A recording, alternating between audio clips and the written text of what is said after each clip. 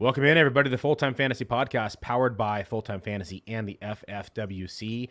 I am your host, Billy Musio, and joined with me, as always, is my co-host, Jody Smith. And we're going to be talking about quarterback sleepers and quarterback fades here tonight. But before we hop in, my understanding is you did a draft last night, Jody. I know you can't release the specifics because it's going to be going in a magazine, but how'd the draft go? Tell the listeners what magazine it is and just give us a brief overview without spilling too much of the beans.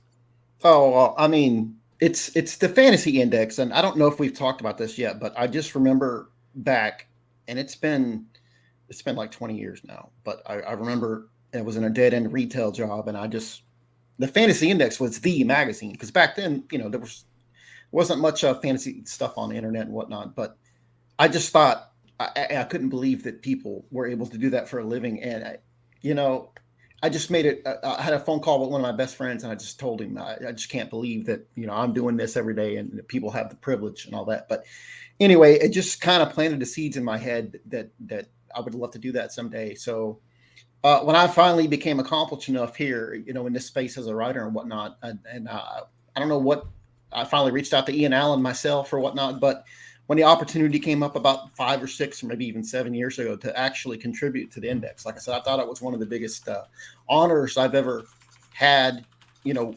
this space. But yes, last night was the auction, and it's a beast because you're talking, 12, writers, analysts, experts, whatnot out there, and it's his, I don't know, 5th or 6th year in a row I've done the auction, and it's a 3 or 4 hour beast, and it was pretty interesting. I walked away pretty happy with my roster, but it's very thin. I have no depth. I could have said the same thing about the team I put out there last year. I like this one probably a little bit more, but some of the lessons were learned. Like last year, quarterback became a problem for me, and I didn't want to repeat that. So I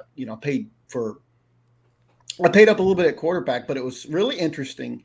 And this is what people in the space need to be familiar with, is how, it was such a change last year. Like all the value this year was in running back, and it was the exact opposite last year. Like wide receiver was the value a year ago. Like I budget everyone out, and this year running backs were going far lower than I budgeted, and receivers were going far more, which was really interesting, but like I said, you got to stay on top of that kind of thing, even though it's by and large, it's the same people back and forth. And this goes to show that, you got to be prepared to zig when your opponents zag. And that's a famous thing that we do here in the industry when we're talking about drafts and all that. And this was the one where I was prepared for one direction and went the other. So I kind of had to touch base. But, if you're still a person that actually goes to the newsstand and buys magazines, whatever, it should be out probably the first week of July. And my friends were old school guys, but we called it the Bible.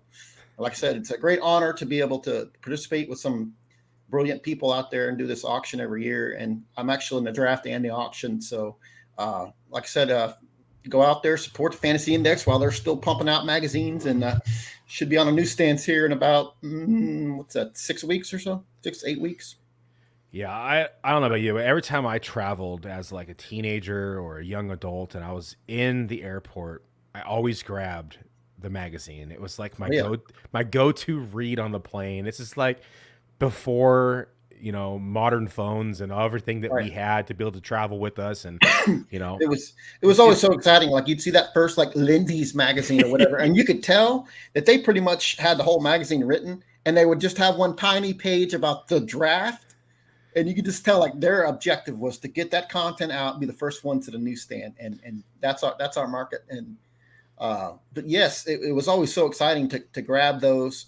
Even going back further, you just wanted to see like your local team. Like, I don't know, are you a Seahawks fan? Oh, no, you're you're a Niners guy. So you'd want to see, get out of here, Jody. You'd want to see like, where are they picking my Niners this year? Or, in my case, where are they picking the Oilers? So, I'm talking about the Texans, but, and then it was later on, many, many years later, where they actually every magazine started having at least a 2-page layout of fantasy rankings and whatnot. Now that's, fantasy football and whatnot's powering several industries. So, yeah, the industry has really just blown up.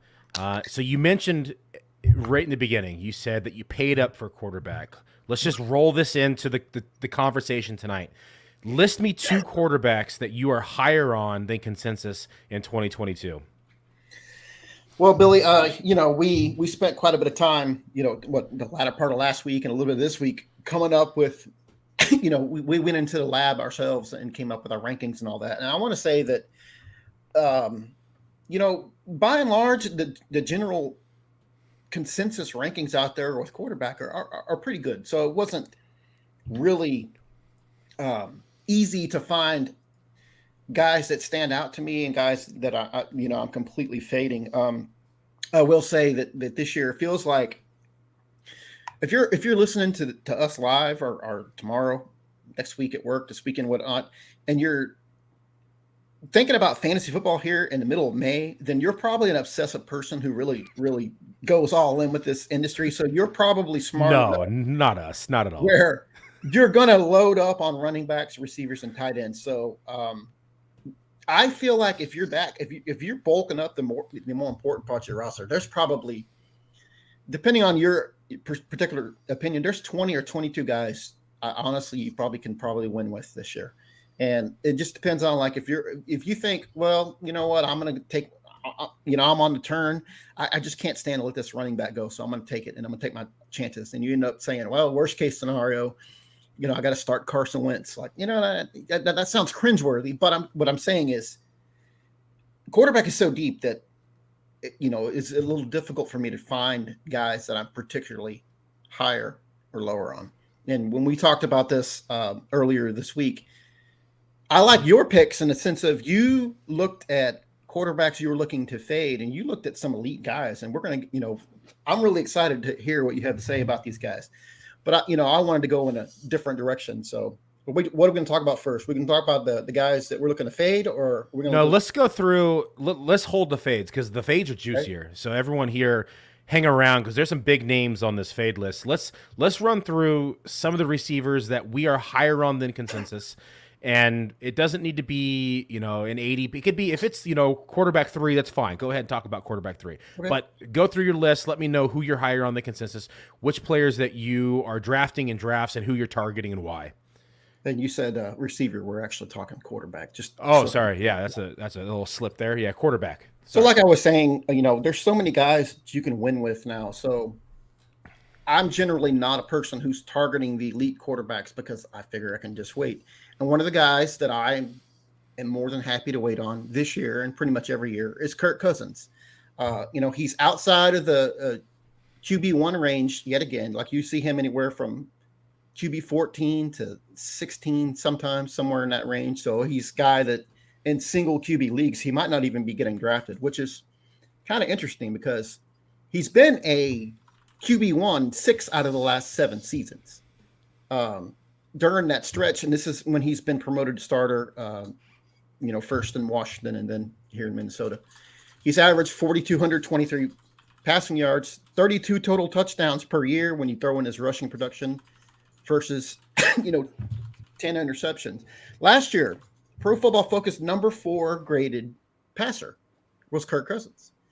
And it's the consistency that I like in a guy like Cousins. I mean, he's not making the headlines as a top 5 guy, even though he's actually had a couple of top 5 seasons, in his arsenal here in his 7 years. But last year he threw at least 1 touchdown every game. So if you're starting a guy like Kirk Cousins, you're not going to get those dud games that can really drag down a lineup, especially in best ball. He actually only had 1 game in the 2020 season where he had 0 touchdowns. So in the last 2 years, 1 game total. And like I said, it's that consistency. And you look back at last year, he had either 300 passing yards or multiple touchdowns in 13 out of his 16 games.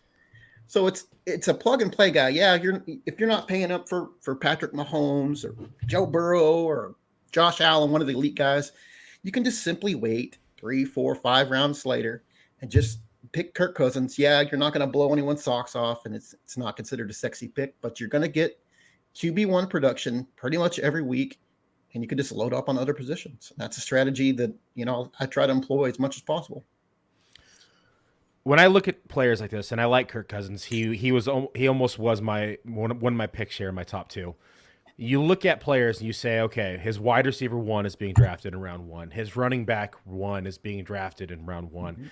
You start to ask yourself, how can you not be higher on this guy who consistently is putting up wide receiver one number, or supporting wide receiver one numbers, supporting running back one numbers? And I understand there's a lot in the run game, but he does have an involvement in the passing game as well. So I like Kirk Cousins' pick. I like their schedule. There's a lot of things to like about Kirk Cousins. He's getting Thielen back, who had some injuries last year. He gets Irv Smith back this year. There's a lot to like with Kirk Cousins, so I like that because he's going later in drafts and you're able to take advantage of the draft. Take advantage of the area he's being drafted at. My first one I'm going to talk about for me is Jared Goff, and Jared Goff was sneaky good last year in 2021. And that was without his top two weapons. So he had no TJ Hawkinson. He had no DeAndre Swift. He had 3 weekly finishes inside the top 8 in fantasy points last year. And five of his 15 games, he finished as QB 15 or better. Now he gets to head into year two, year two as a Lion, year two in this system, year two with his new head coach. And he's been given just an arsenal of weapons. And the Lions acquired Jameson Williams with pick 12. Inside the draft, they added free agent speedster DJ Chark, who has definitely flashed at times. I think it's a great fit for this offense as well. And not to mention, people overlook this part a lot when they're looking at fantasy and they're looking at positional players, is the offensive line. PFF has the Lions offensive line ranked 13th overall from 2021. And this year they get Frank Ragnow back from injury in 2020. So he's back on the field now in 2022. I mean, this team has quietly, in my opinion, have become a contender at NFC Central. I've seen bets out there, like the betting odds for them to win the NFC Central. There's some good payouts, and I've definitely thrown some bets on there. Nothing crazy, but because they're still facing Aaron Rodgers, and that can be a problem. But Goff is currently going right now as quarterback 25 in early FFWC drafts. I mean, that's nothing. You can get him for free. Quarterback 25 when he had 5 finishes or better inside the top 15 last year. I mean, it requires literally little to no cost at all to acquire him. Love it. Yeah, we talked about him earlier this week, and you kind of brought up some of these points, and you kind of sold me. So I moved him up on our full-time fantasy projections up into the he's up there near Tua now. And I know it sounds a little ridiculous because people are buying into the hype on Tua. I'm not necessarily one of them. I don't remember who it was. A couple weeks ago, somebody tweeted out how comparable Jared Goff and Carson Wentz's career stats are. Somebody needs to do a Spider-Man meme of those two, because when you compare them, it's pretty much the same guy. Well, before we move to your second quarterback, Kev says he wants to hear the owl story. So give the people what they want. Oh, let's talk about the owl. Yeah. So about 3 years ago, I'm a big bird guy. But about 3 years ago, I was doing yard work in my front yard, and I was putting away my tools. And I look on top of my beer refrigerator, and there's a freaking owl sitting there just looking at me. And I've never seen an owl in my life. And again, believe me, I'm a bird guy. So that shows how elusive they are. But I'm walking, carrying my weed eater, whatever it was. And I'm thinking, did I buy a stuffed owl? And no. Well, it ended up flying into the back of my garage. Anyway, I tweeted pictures of it, and I was like, well, I had this big birdhouse that I had bought for kestrels, which are like little hawks. And I took it down because squirrels got on it. And me and squirrels have a very challenging relationship. And I wasn't about to have some squirrels in my birdhouse, so I took it down. Well, after I saw that owl, I said, what the hell? It's an eastern screech owl, a red morph. Some of them are gray, some of them are red. I put it back up. And within 2 days, the female moved right into that birdhouse. So this was 3 years ago. So they had babies starting 3 years ago. Last year, the babies fledged too early, and a red-tailed hawk got them. And I felt terrible because my girlfriend and I were out in the back patio. We actually secured the babies all day. Like I put them in a box and kept an eye on them, and then released them again in the evening. But like I said, the hawk got them. So this year I decided, well, I don't want to go up there and disturb them. So I wanted to kind of go out there and listen to when they were feeding, if I could hear multiple babies still inside the box. I know there were 5. And as I'm sitting out there, I got swooped from behind by the male. I know this because of the color. And I was like, oh, shit, wow, he got me from behind. Anyway, I decided that, he wasn't too happy with me being near the box. So I moved under my patio, and before I could even turn around, he swooped in from the other side, got me right in the head.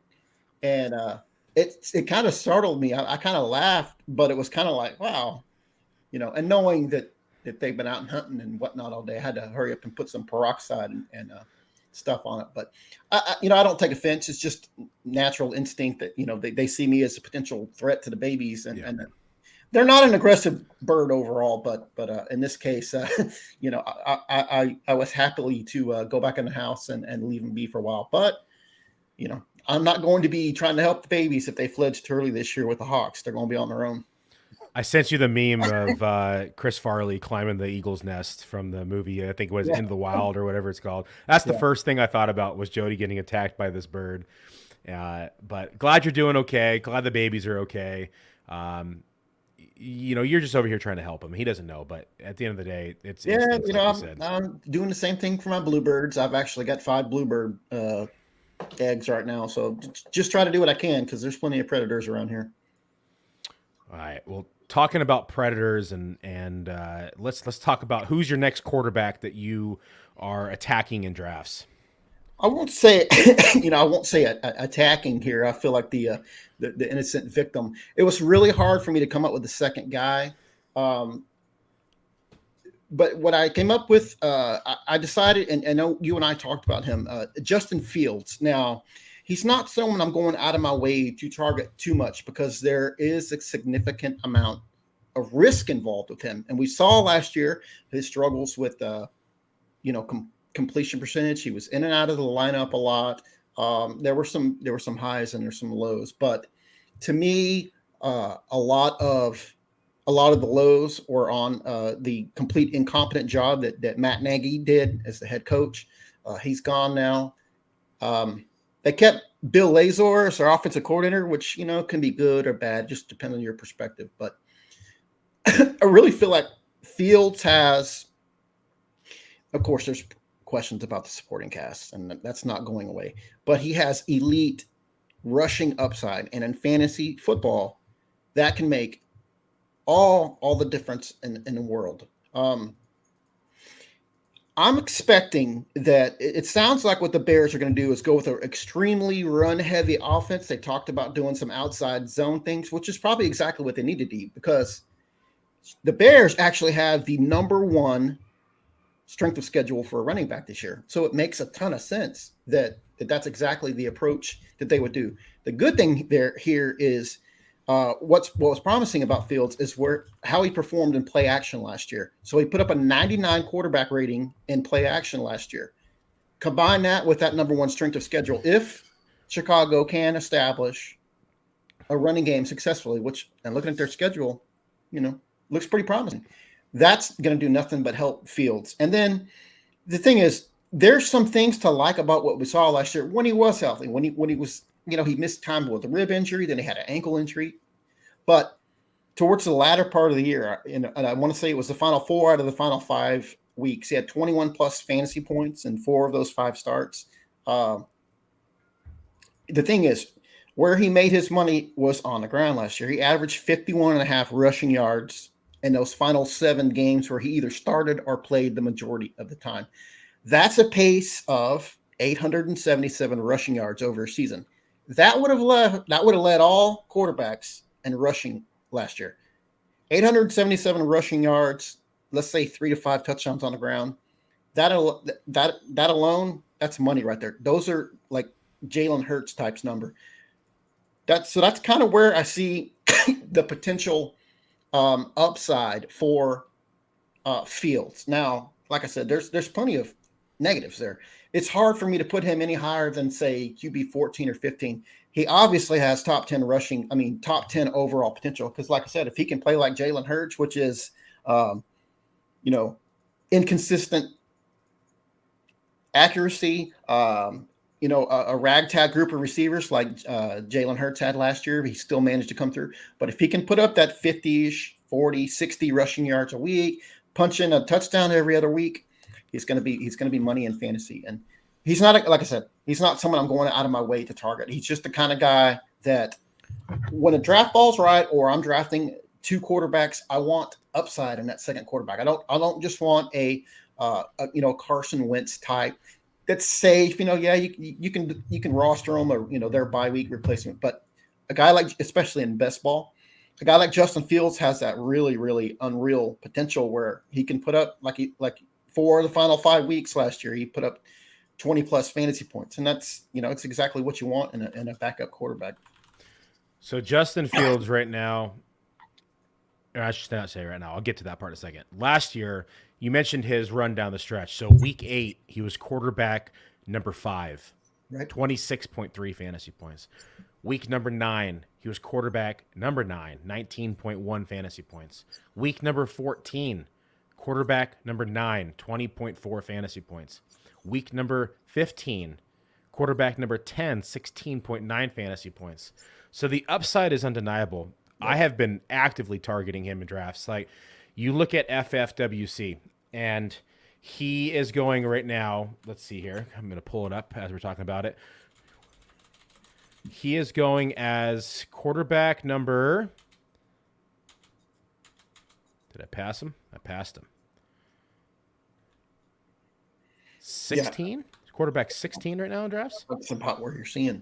Yeah, and I mean, when you have the potential of a top 10 quarterback with the rushing upside late in drafts, I understand the supporting cast. They didn't do much in the draft at all. They added 7 undrafted free agents in the wide receiver position. They added 2 undrafted free agents in the tight end position. They've added just this hot mess of wide receivers in the free agent pool. So there is a lot of concerns in terms of his supporting cast, but with the rushing upside, the running backs that they have to be able to take off some heat across the secondary, he's going to be able to get his number 1 target, Mooney, the ball. He's going to be able to get Kmet the ball. So there are pieces in this offense that are still going to be performing. And with that rushing upside, I think that there is a lot of upside here for Justin Fields. Kevin was over here.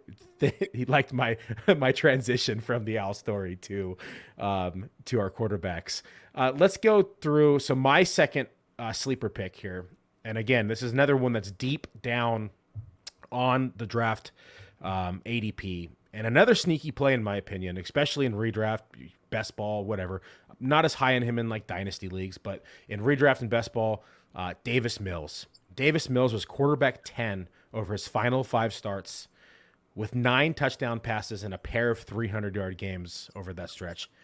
Of his 13 games that he played, he finished as a top 15 quarterback in 6 of them. I mean, and that was weeks 5, 8, and 18. He finished as quarterback He finished as a quarterback 1, 24.7 fantasy points, 21.4 fantasy points, and 27.2 fantasy points.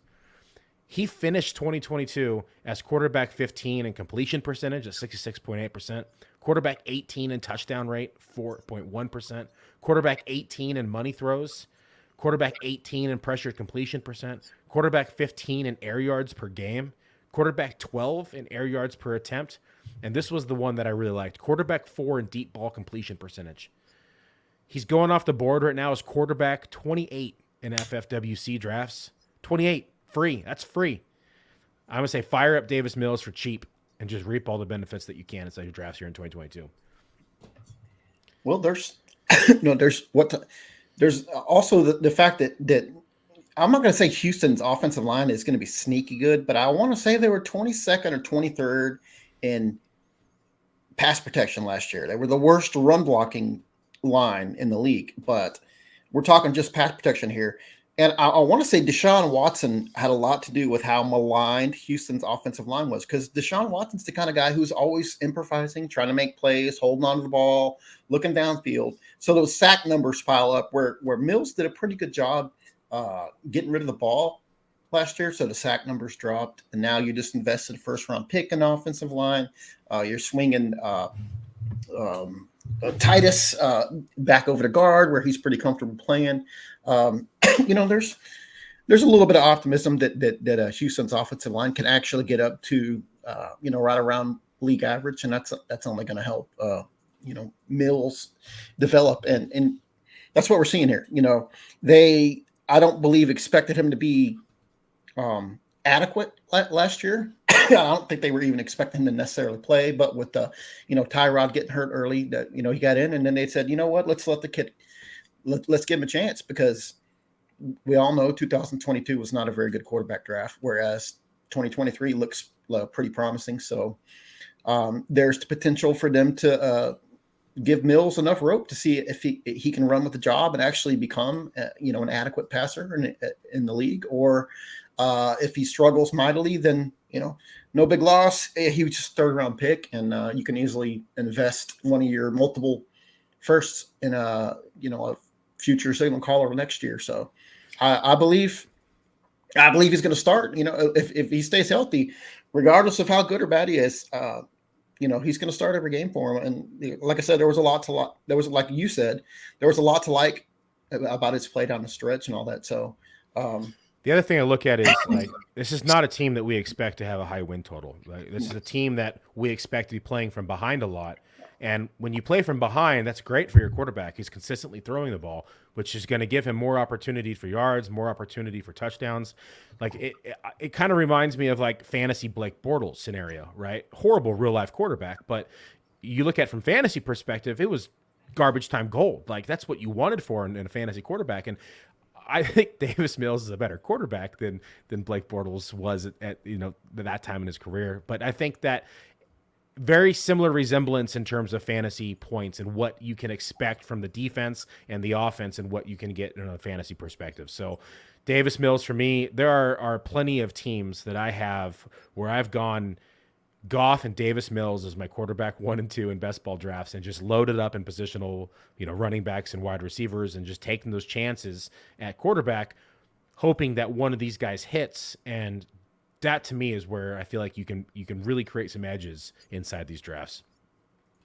Well, let's move on to our fades list, our 2 fades each that we have tonight.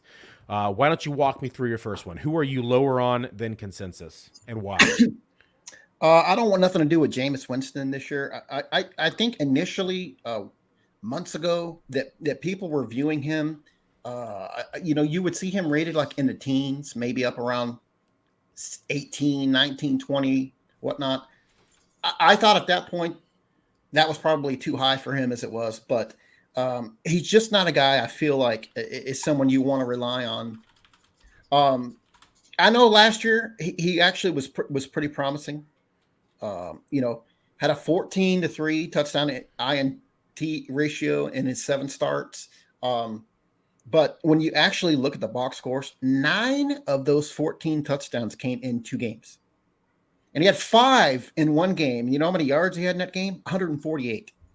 Those are unsustainable, like long-term kind of goals. That means he was pretty borderline awful in 5 of those 7 games.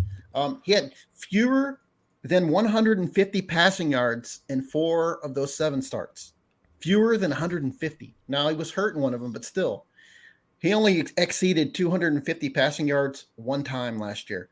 And now you're taking Sean Payton, who was able to take Jameis Winston 1 year removed from throwing 30 interceptions in 2020. 30! Sean Payton was able to get 14 touchdowns and 3 picks out of Jameis Winston. Well, Sean Payton's not there anymore. Now you're going to defensive-minded Dennis Allen as your head coach. Dennis Allen, who put up an 8-28 record as a head coach with the Raiders, and the last 2 years in Oakland, and it was Oakland back then. The last 2 years, his passing offenses were 24th and 26th. So not a guy that has a really, inspiring, track record. And as good as people think Winston was last year, it was actually the lowest fantasy points per game of his entire career was in 2021. So I like some of the weapons that New Orleans has. I just have very little confidence in Winston as being someone he's not going to be prone to, the turnovers. Billy, I think you said that Winston's going in the FFWC as QB 24. Yep. That actually sounds about right. But earlier, like in earlier consensus ratings, he was going inside the top 20. Anyway, I'm not really comfortable with Winston. I don't even think I would really favor him as a QB2 in formats because I don't see, honestly, without Sean Payton there, I don't see him as a guy who's going to maintain that job all year. And that's why a sneaky strategy that I really like with people, especially in best ball, is to target Taysom Hill as the Saints tight end. Let's pretend that Hill actually significantly plays tight end. But if he doesn't, he gets in there as a gimmick quarterback, or if Winston is as bad as he can be, he gets benched outright. Hello. You just got Taysom Hill running for 50 yards a game and throwing a few passes and whatnot, and you're starting him at your tight end. Like, to me, Taysom Hill's the ideal late round tight end 2, tight end 3 to target, simply for that reason that I fully expect he'll be getting some snaps at quarterback this year. And hey, if you can get even mediocre quarterback numbers out of your tight end spot, that's fantasy gold. See, I think the Taysom Hill experiment's over. I could see them using like a wildcat formation in the end zone like they had, but I think in terms of the backup quarterback, that's now Andy Dalton. And Andy Dalton could potentially take over the starting role from Winston, but I am not too – I definitely think that there is a place for Taysom Hill in this offense, and they're going to continue to utilize him in just, odd fashions that he probably shouldn't be used in, but they will continue to use him in those ways. But I agree. I have a couple late builds where I was weak at quarterback, weak at tight end, and I threw him on the roster and said, hey, let's kill two birds with one stone and kind of just do a dart throw here because it could pan out. But, I would say I'm not going to go out and build a ton of those rosters, but I'll build a couple of them just to have some for excitement. But I agree with you. I'm not a big Jameis Winston fan either. Right, even after the LASIK, I mean, it definitely helped his interception rate. But he's also coming off the injury, right? And I think you mentioned that, but coming off injury as well, and I just there's a lot of concern with him heading into drafts. Quarterback 24, sure, but I'm still not comfortable there. My first fade, and people are probably gonna look at me a little cross-eyed here, Jody, is Joe Burrow. And don't get me wrong, I love Joe Burrow. I love his weapons. But I just can't get behind the cost that it's taken to acquire him in drafts. He's currently be selected as quarterback 6 in early FFWC draft rooms. He's going ahead of Tom Brady, Jalen Hurts, Dak Prescott, Russell Wilson, just to name a few. The Bengals' strength of schedule sits at 0.536 in 2022. That's the third highest, behind only the Los Angeles Rams and the Arizona Cardinals. I mean, we also need to look from fantasy perspective. We need to look and consider his fantasy shootout schedule. And this is like nightmarish for fantasy owners. You get into the money weeks and weeks 15 through 17, and he's facing the best of the best. He starts with the Buccaneers, week 15. Week 16, he gets the Patriots. Week 17, he then faces the Bills. I mean, that is a gnarly schedule for when it counts for the money. Then you look at his 2021 success that he had, and he had a very successful year. But we can't help but think there might be a regression in 2022. I mean, Burrow led the league in completion percentage, 70.4%. Probably won't happen again. He was 8th in the league in touchdowns, 6th in the league in money throws, 3rd in the league in touchdown rate, 6.5%, 8th in the league in deep ball completion percentage at 43.1%, 2nd in the league in true passer rating, 3rd in the league in accuracy rating. Now, I know. You're saying you're just making a case to draft him. That's amazing. Yeah. Oh, my gosh. Why are you fading him? That's the caveat here. Even after that monstrous season, Burrow finished as quarterback 8 in 2021. He would need to outperform every single one of those metrics with the 3rd toughest schedule as well as the toughest fantasy schedule, in my opinion, for the shootout when the money matters, in order for him to give investors a return on their investment, or at least be worthy of the draft capital that's necessary to acquire him in drafts. So I hate to say it, I'm fading Joe Burrow. I will own some, because you have to own some as a high stakes player. You have to have ownership of these players, because I could be wrong, right? Maybe he finishes at quarterback 8, quarterback 9, all within the realm of possibilities, but I just can't draft him as quarterback 6 in drafts right now. So I'm fading Joe Burrow in drafts.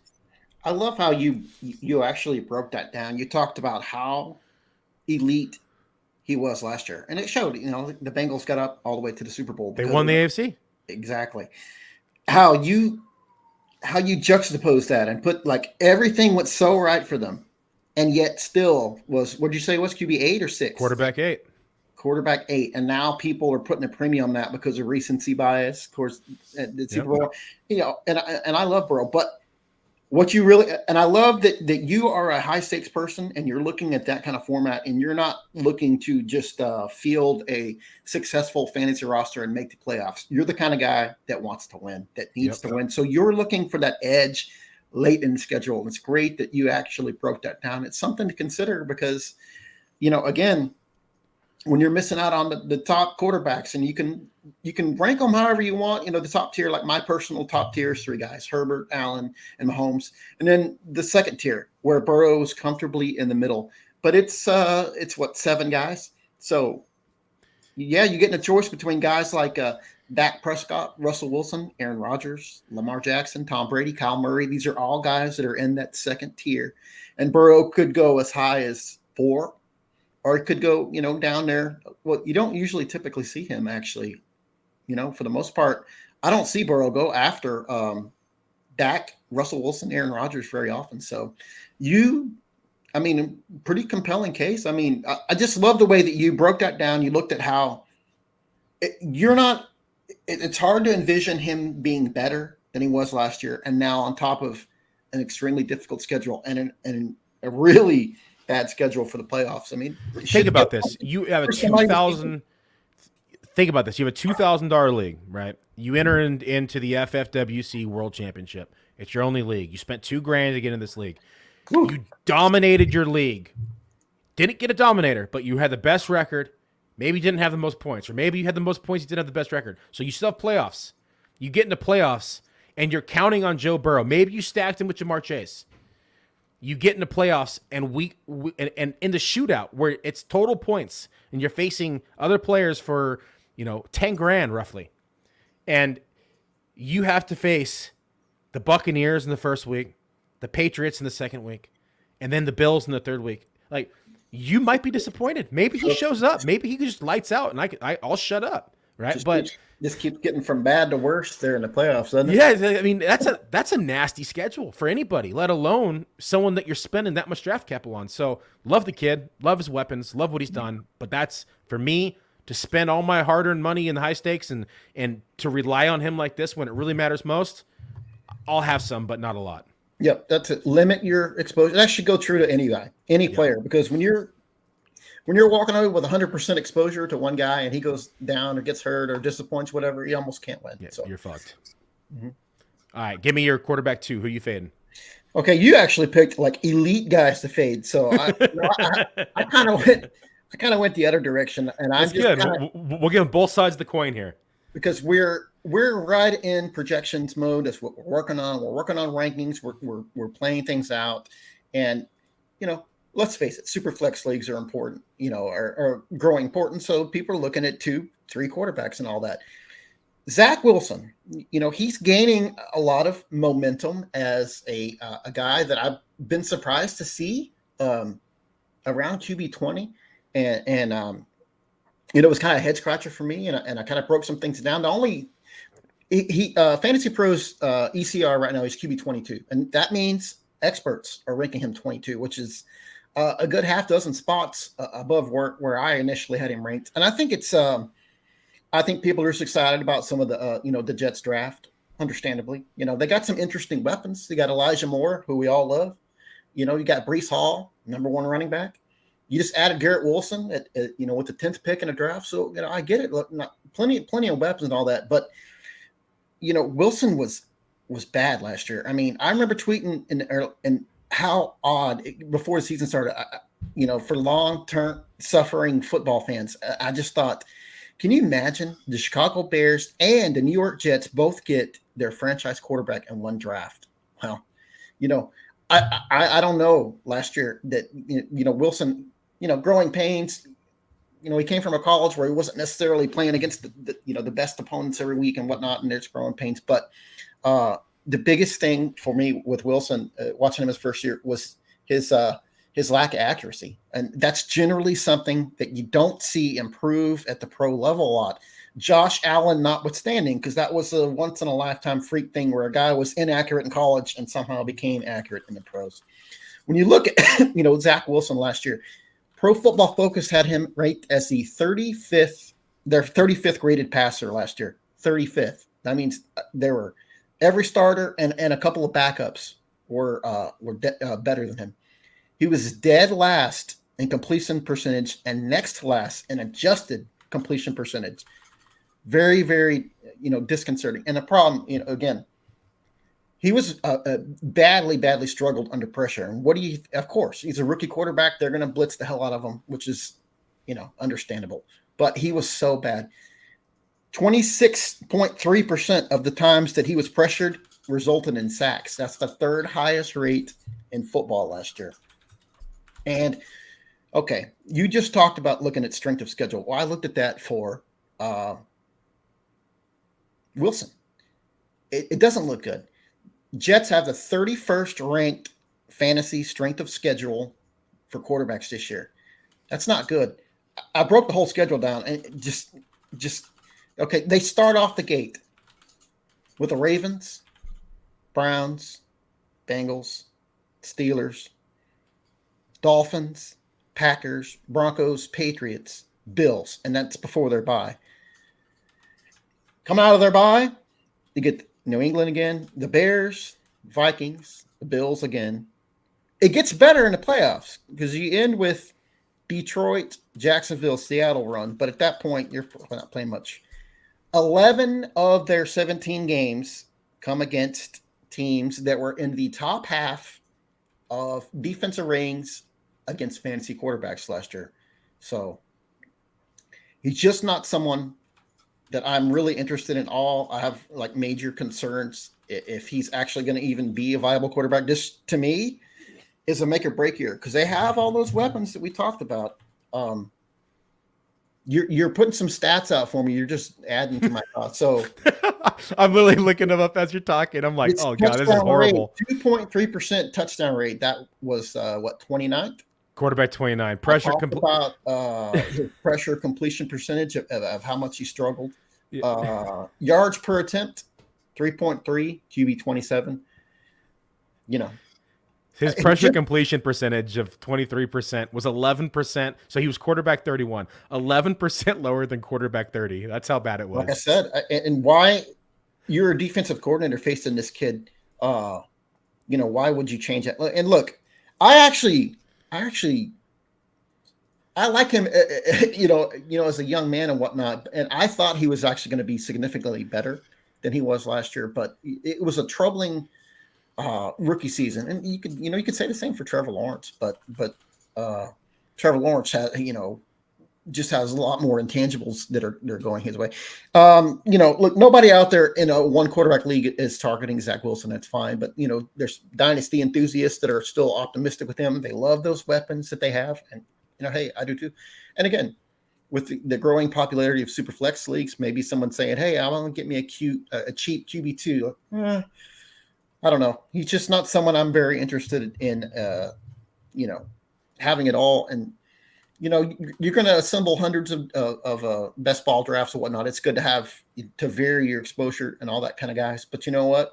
I'd be perfectly happy not having even one share of Zach Wilson at this particular point. And I hope he proves me wrong because it would be nice for the poor Jets fans who have had so little.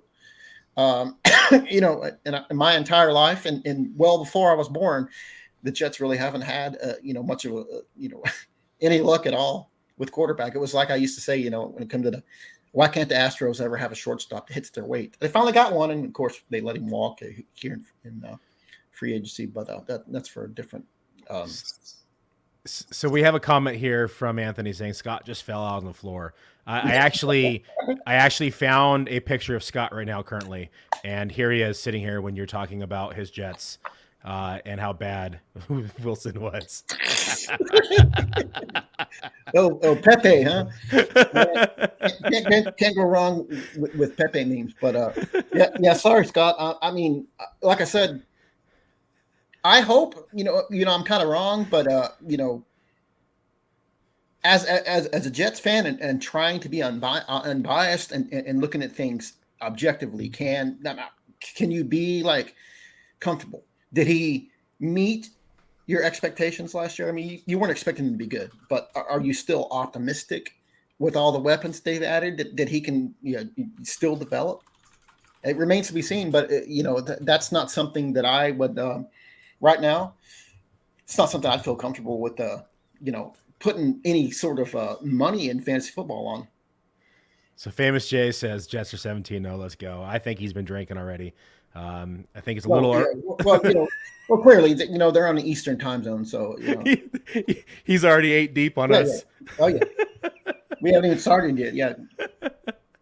All right. No, I like it. Zach Wilson, he's been one I've been very hesitant to draft in drafts. I think that the price is baked in, though. There is some upside, right? He has some rushing ability. They've added a lot of key pieces in this offense. You mentioned the players they've added. They still have my beloved Corey Davis, who has never really done much outside of the 1 year. Hit on him. At the Titans. Underrated, underappreciated. Yeah. He wasn't mentioned, so I had to make sure that his name was rightfully mentioned on the podcast. They added Uzoma, right? There's some pieces that they've added this offense. I think the Jets have done the right thing. I think that the Wilson pick was a luxury pick, but hey, whatever you can do, give your quarterback some weapons, let him succeed. So I think they're doing the right things as a franchise, and I think he should take a step forward here in 2022. And what I say he was going quarterback 23 in drafts in FFWC right now, quarterback 23 in early drafts right now. Go ahead, take the gamble. I'm fine with it, but I agree, not a quarterback I'm actively targeting. My last quarterback, again, I went for a big name here. Quarterback that I am fading in drafts. I will loan little to none. I don't care who he is. I don't care about his past experience. I don't care how good he has been in this league, how much he has excelled, how excellent he has been as a quarterback, and that's Patrick Mahomes. And it's going to come as a shock to a lot of people. I mean, he is listed as quarterback 2 on most sites, quarterback 3, quarterback 1 on some sites. I mean, I can't do it. And people are going to ask me, Billy, how are you fading one of the best quarterbacks in the NFL? And I'm going to tell you why, everybody. Patrick Mahomes and the Chiefs, if you look at my vacated target chart that I made, try to say that 10 times. They have the most vacated targets in the entire league, 345. That's 54.25% of the team's total target share. 54. They lost the major weapon, trusted target, Tyreek Hill, when he was traded to Miami. I mean, that dynamic playability, that explosiveness, it's surely going to be missed.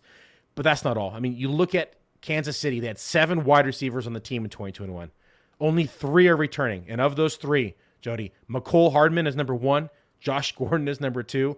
Darius Fountain, no one knows who he is. That's number 3. 2 of those 3 combined for 14 targets, 5 receptions, 32 yards, and a touchdown. So to say that this Kansas City Chiefs offense is going to be, look different in 2022, have a different feel, that's an understatement. This new look offense, I mean, now you have MVS, Juju Smith-Schuster, Sky Moore, Justin Ross. I mean, there's going to be plenty of growing pains as they build rapport together, they get their timing down. I'm not willing to spend a premium pick that's going to cost to acquire him in drafts. I mean, through May 18th, so this is as of last night. I haven't checked today's drafts, but he's going as quarterback 2 in the FFWC. Quarterback 2. I mean, you're having to spend a premium pick to acquire him. And let me ask you there, what does overall, where is that? Where's your QB2 going in FFWC drafts? Is it 3rd round, top of the 4th? 3rd, 4th-ish, 5th, sometimes if they get pushed, but it's usually in that 3rd, 4th round, typically early 4th. It's so weird because guys like you have been drafting nonstop for months now. So we generally are with other analysts, and for you, you're doing high stakes stuff, which is a whole different beast. We get this whole skewed different idea of evaluating quarterbacks. Like sometimes when I'm doing an industry draft, it almost seems like it's a contest to see who can go the longest without taking the quarterback. And when normal annual redraft people come in and they want to start getting their quarterback at the end of round 1 sometimes, or 2 or 3, it's such a different beast. But you'll start to see when that happens here going towards late July and August, you'll start to see ADP will change a lot. But Yeah, we call them we call it the sightseers, right? It's the tourists. They come in, they do their drafts in August or July. They're drunk on the weekend, and they want to hammer out 2 or 3 drafts at the site, and that's the tourist season. That's when everyone comes out, and that's where ADP people skyrocket up boards. Mahomes, in my opinion, was going to skyrocket that weekend when the casual drafters come out and play. Yeah. But Anthony mentioned something here. He said, and I forgot to mention this inside my my little piece here. Defenses did figure them out last year. They ran that cover 2 shell, right? Right. They're dropping 2 back. They're forcing a lot of underneath throws. And honestly, I think that led a lot to the Chiefs outside of money, outside of the draft capital they acquired for him. But that was one of the reasons I think that they decided to mix things up. They grabbed Juju Smith-Schuster, who ran 70% of his routes out of the slot, right? They grab MVS, who's going to have that straight line speed that Tyreek brought. But now you have 2 players operating as that one player, that what he was able to do. That's going to help him, but it's going to take time for them to build that chemistry. It's going to take time for them to build that trust. And I think it's going to be some growing pains. Like, you look at how much they struggled early. People forget how bad he was, like the first 8 weeks last year. And it was a. And he picked it up and made up for it in the second half when it mattered. But I mean, that's a lot of draft capital to give up for someone who's going to potentially be busting. You know, with them breaking in basically an entire new receiving core. Hold up, Kev. I named McCole Hardman. I said 1 of 3. Yeah. Do you feel like we'll actually see them attempt to run the ball more with Ronald Jones and Clyde Edwards-Helaire? You think that's part of the plan, or just, that's a backfield I can't really make out of. My early expectation was maybe Jones would be the main runner, and they were just going to try to use, CEH maybe more as a receiver. But after getting a couple guys in the draft with Moore and Justin Ross and Juju, and I don't know. I think it's a backfield it's difficult for me to handicap right now. Yeah, I've moved this backfield up and down, left and right. It's, I think, one of the hardest backfields right now to kind of project into forecasts in the fantasy landscape. That being said, the Chiefs are still going to throw the ball. They're still, that's their MO. They're still going to be relying on Patrick Mahomes. They just went out and spent money on these free agents as well. They just spent some draft capital on these wide receivers. So I don't expect them to go, run heavy. Do I think they'll run more? Yes. But I don't know exactly what that equates to right now prior to finishing projections. You're doing an FFWC draft, right? Yeah. Where would Mahomes need to fall for you to just automatically, with no hesitation, hit draft? Would he need to be? It would never happen. Like, it'd be like 6, 7 turn. It'll never happen. So even if you were in round 8 and 5 quarterbacks were off the board, or 6, and Mahomes was still there, absolutely, I take him there. But is there too many guys like Kirk Cousins and whatnot? You're like, no, I'm still not going to do it. Yeah, no, but if he's going that late, absolutely. But the thing is, he's going at that'll never happen. It'll never happen. Like, he's going at round, he's going at 4-1 to 4-6, right? He might slip. You'd see would be maybe he slips into the very in the 5th round, right? 6 or something. Yeah. Yeah, I've only seen. I think I've already done over 100 drafts, and I've only seen him fall in around 6, and I'm talking multiple sites. I've only seen him be drafted around 6 3 times. So you're talking less than 3% of the chance. And if you're in a draft room where he falls to round 6, I don't care if you like the guy or you don't like the guy.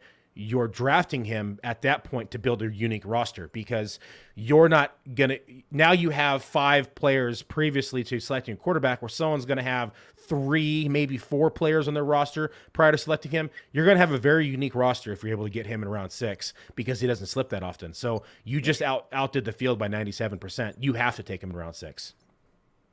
Yeah. From a tournament standpoint, at least. Well, that's it, buddy. We just went through 2 fades. We went through 2 sleeper picks. A lot of data there for the listeners and the viewers to digest and look at, to practice in the drafts. I would like to just remind people still here, we have 3 spots left in tomorrow's draft. It's a live draft. Got to fill it for me to stream it. But I'll be on with Anthony Servino from the FF Faceoff. We're going to be doing a live draft at FFWC, the Superflex Bowl tournament, $50 entry. So if you haven't entered yet, come on over tomorrow. We'll be live streaming it. Live commentary, talking about ADP, talking about position theory. We're going to talk about player selections and talking about players we like that we don't like as they're drafted. So a lot of good talking points tomorrow. And again, you can buy a max pack for 18 teams for $900. I think it's 8 something with a discount, but all the max packs purchasers get a free entry into the VIP suite in Vegas if you're coming to draft in person. And I don't know about you, but I can drink my money back on in that way. So I think it's one hell of a deal, and it's going to be a nice way to have all the drafters kind of get together and see each other. So make sure to head on over to FFWC, join the room, and we can get some drafts in together. Jody, always a pleasure, buddy. And we'll be back next week. We don't know the topic yet, but we'll let everyone know.